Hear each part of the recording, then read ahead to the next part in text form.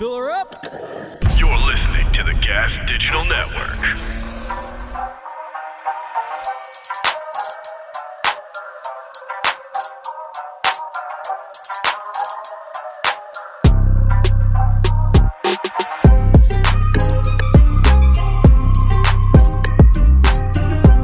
So I don't think it's a secret that my weakness would be my ground game. It's something that I didn't really work on as hard as I could have during the last fight. You know, the guy that I fought, Ryan O'Neal, he didn't have a ground game at all. And I dealt with a handful of injuries during that fight. So I was fairly limited on the amount that I could do on the ground.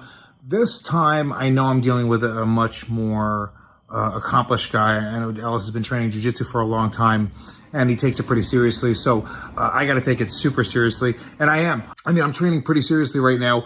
I've been going down to Gracie, New Jersey, down in Lebanon, New Jersey, and working with Mickey Gall and the head instructor of Gracie, New Jersey, David Adiv. Even in the past few weeks, just working with those guys, I feel like I've grown tremendously, just knowing where to go and what to do.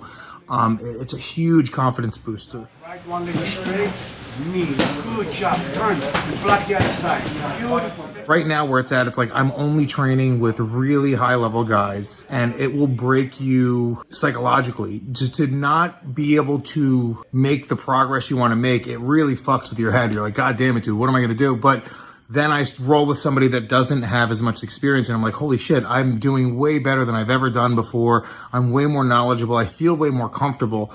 And that's already. And this is just the very, very beginning. We're not even into a real fight camp yet. So it really is a cool experience. I've always wanted to learn jiu-jitsu, and I'm getting, I want to say, a crash course, because it's not like I'm going to a jiu-jitsu class twice a week, 3 times a week like most people would.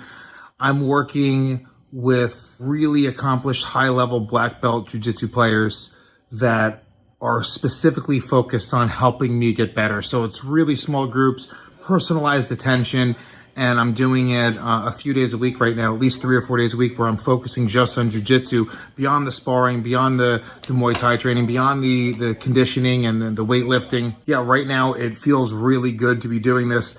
I just want to be able to take those small victories, though, and feel good about them, because, you know, week 1, you get tapped out 7 times by a brown belt or a black belt. You know, week 2, it's 6. Week 3, it's 5 times. And it's like, okay, well, we're getting there. I think when the actual fight happens, I'm going to be way more prepared and way better than I ever thought I could be.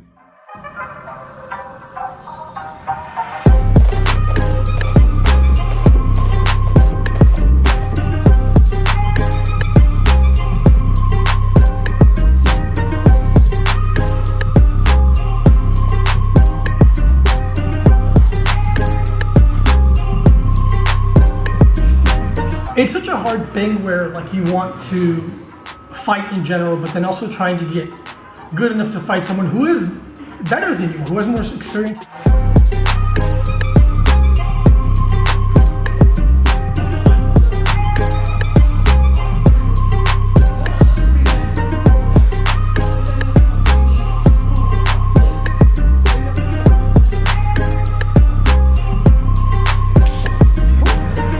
Lewis is definitely working his ass off.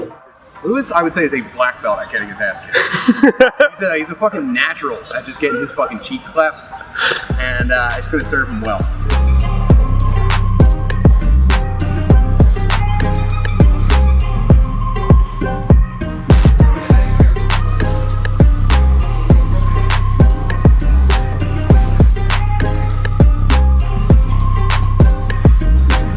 The attention is so much on his growth and adjusting faults and understanding the consequences of those faults as quickly as possible. So when a fight, we can kind of jump around a little bit, because we have to. It's what we're going to need to do to be able to beat this guy, because he's no slouch on the ground.